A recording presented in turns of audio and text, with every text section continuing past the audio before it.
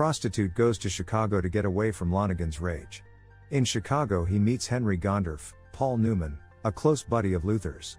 Out for vengeance for Luther's passing, they set up an intricate arrangement, a long con, to cheat a colossal total out of Lonergan so flawlessly that he won't actually understand he's been conned. Acting like an upsetting betting manager from Chicago, Gondorff gets into a high-stakes poker game with Lonergan, who is known to swindle. Lonergan, bothered by the principal round of play, orders one of his men to supplant the deck with one stacked with 3s and 9s, his favorite hand. Notwithstanding the stacked deck, Gondorff swindles better and wins $15,000 from Lonergan. Lonergan can't pay it immediately on the grounds that his wallet is absent. One of Gondorff's partners picked his pocket before the game. Gondorff sends Prostitute to Lonergan's lodge to get the cash. Prostitute, playing Gondorff's angry second in order, tells Lonergan he has a well-thought-out plan to con Gondorff, however he wants somebody good to put down the wagers. Lonergan, angry at being out-cheated, chomps. Gondorff and company do a ton of quick work to prepare for the last period of the long con.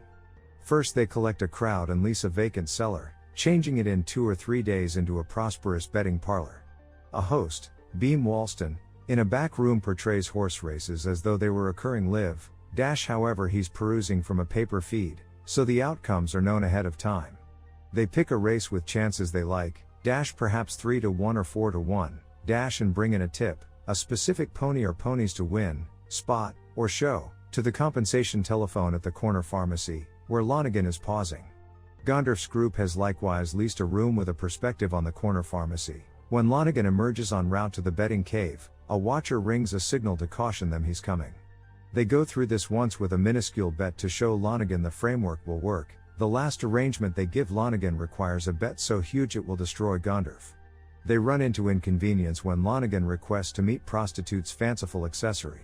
Prostitute has told Lonergan the way into the trick is his companion at Western Association who gives him race results by telephone before they're delivered over the wire. The distrustful Lonergan, nonetheless, needs confirmation. Claiming to be painters, the posse fools a certifiable Western Association supervisor into emptying his office for 60 minutes, and one of them acts like the director. Lonergan is persuaded.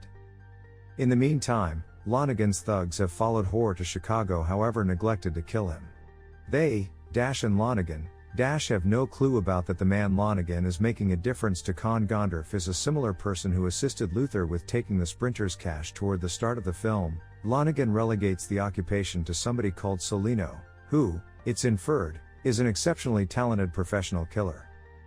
Lieutenant Snyder, Charles Durning, a Joliet cop, has sought after Hoare to the enormous city since Prostitute gave Snyder fake money when Snyder attempted to shake him down.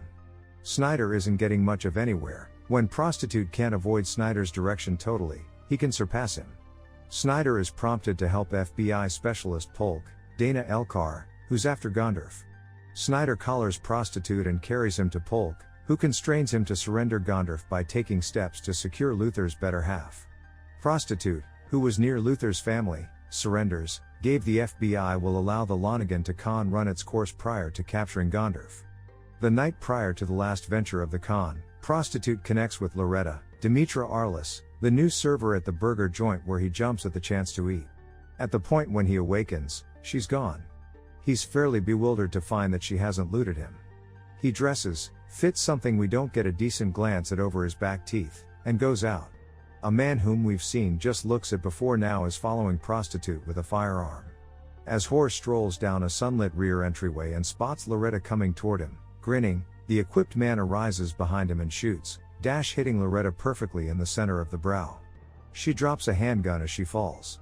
Hoare, shocked, pays attention to the shooter's clarification that Loretta Solino is an expert, a recruited executioner, and she hadn't killed him the prior night since witnesses had seen him entering her loft. To Prostitute's baffled "Who are you?"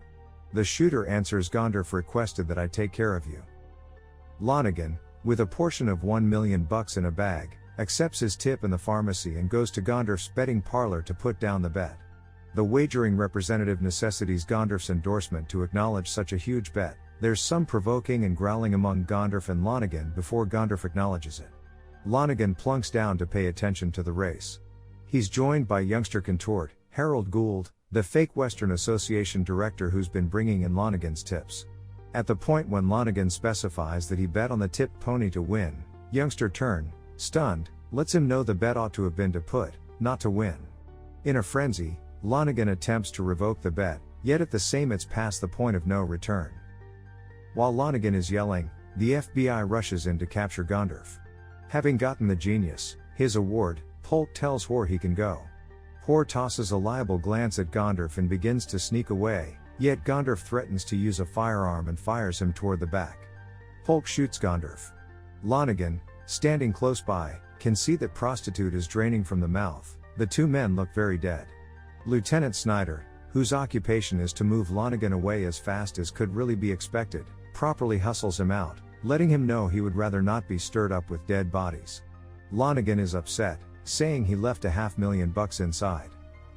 Back in the betting sanctum, optimism rules. The dead have risen and are saluting each other and their numerous associates, including the past FBI specialists, for an unparalleled piece of handiwork. The set is as of now being dismantled. Gondorff lets the mobsters know where to get their portion of the take and he and prostitute leave together.